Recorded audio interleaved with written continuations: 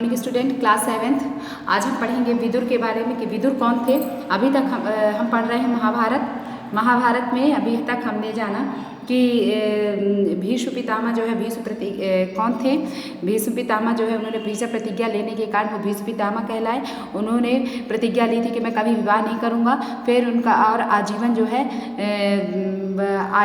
है मैं ब्रह्मचर्य व्रत का पालन करूँगा और विवाह नहीं करूँगा। लेकिन वो अपने माँ सत्यवती के पुत्र विचित्रवीर्य और के लिए जो है विवाह मंडप पे गए और उन्होंने अंबिका और अंबालिका तीनों को राजकुमारियों का उन्होंने जीता और जीत करके तीनों को उन्होंने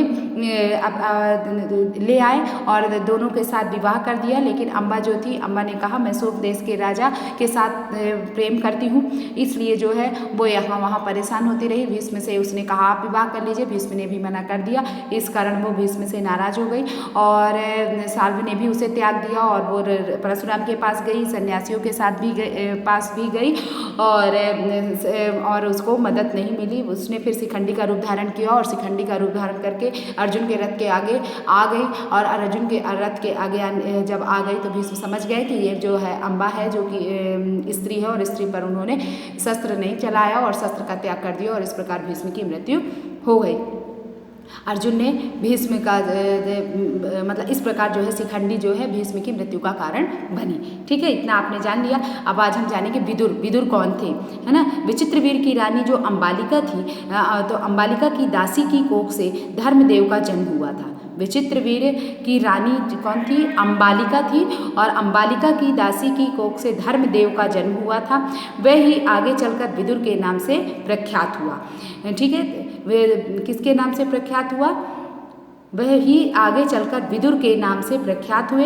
धर्मशास्त्र तथा राजनीति में उनका ज्ञान अथाह था। वह बड़े निष्प्रह थे, क्रोध उन्हें छू तक नहीं गया था, उन्हें क्रोध नहीं आता था। युवावस्था में ही पितामह भीष्म ने उनके विवेक तथा ज्ञान से प्रभावित होकर उन्हें राजा धृतराष्ट्र का प्रधानमंत्री नियुक्त कर दिया था।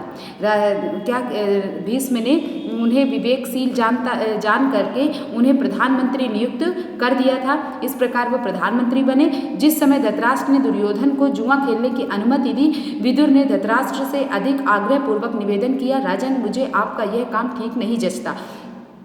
इस खेल के कारण आपके बेटों में आपस में बैरभाव बढ़ेगा, उसको रोक दीजिए। इस प्रकार उन्होंने मना किया, लेकिन वह नहीं माने। धृतराष्ट्र विदुर की बात से प्रभावित हुए और अपने बेटे दुर्योधन को अकेले में बुलाकर उसे इस कुचाल से रोकने का प्रयत्न किया। बड़े प्रेम के साथ वह बोले, गांधारी के लाल, विदुर बड़ा बुद्धिमान है और हमेशा हमारा भला चाहता आया है, उसका कहा मानने में ही हमारी भलाई है। बस जुआ खेलने का विचार छोड़ दो। विदुर कहता है कि उससे विरोध बहुत बढ़ेगा और वह राज्य के नाश का कारण हो जाएगा, छोड़ दो इस विचार को। धृतराष्ट्र ने अपने बेटे को सही रास्ते पर लाने का प्रयत्न किया, किंतु दुर्योधन ने मना कर दिया और वृद्ध धृतराष्ट्र अपने बेटे से बहुत स्नेह करते थे। अपनी इस कमजोरी के कारण उसका अनुरोध जो है उन्होंने उसका अनुरोध वह टाल न सके और युधिष्ठिर को जुआ खेलने का न्योता भेजना ही पड़ा और युधिष्ठिर को आखिरकार जुआ खेलने का न्योता भेजना ही पड़ा।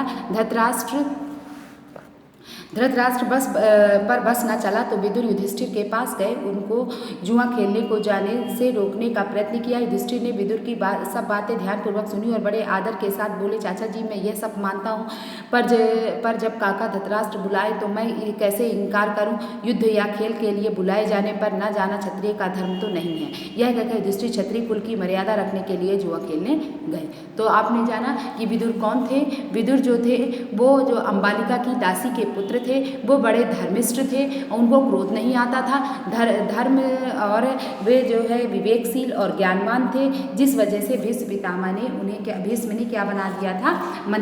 प्रधानमंत्री नियुक्त कर दिया था। और प्रधानमंत्री नियुक्त होते ही उन्होंने जो है प्रधानमंत्री नियुक्त होने के बाद उन्होंने धृतराष्ट्र को गलत करने से मना किया और उन्हें हर जगह रोकने की भी कोशिश की। जब धृतराष्ट्र ने जुआ खेलने के लिए बुलाया पांडवों को तो उसने मना कर दिया। उसने कहा कि आपको ऐसा नहीं करना चाहिए, ऐसा करने से जो है आपके बच्चों में बैरभाव बढ़ेगा, आपसी बैर बढ़ेगा। लेकिन तो धृतराष्ट्र जो है तैयार हो गया, उसने दुर्योधन को समझाया कि तुम जो है ये त्याग दो और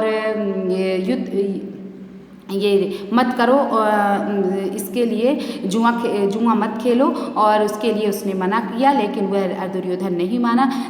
वो वृद्ध थे धृतराष्ट्र, और पुत्र मोह के कारण वो जो है उसको नहीं मना सके, और वह जो है जुआ खेलने के लिए तैयार हो गया। अब इसके बाद भी विदुर जो है सोचे कि अब यहाँ नहीं बन रही है बात, तो वो जो है कि उसके पास चले गए, युधिष्ठिर के पास गए और युधिष्ठिर से कहा कि तुम खेलने के लिए मत जाओ, जुआ खेलने के लिए मत जाओ। लेकिन उसने कहा कि नहीं, जुआ खेलना तो मतलब अगर खेल के लिए और युद्ध के लिए अगर बुलाया जाए और मेरे काका ने मुझे बुलाया है, और अगर मैं ना जाऊँ तो क्षत्रिय धर्म की मर्यादा के खिलाफ होगा, इसलिए जो है मैं खेलने तो जाऊँगा। और इस प्रकार जो है युधिष्ठिर जो है खेलने के लिए चले गए, और जिससे भी महाभारत का युद्ध जो है, महाभारत का युद्ध इसी कारण हुआ।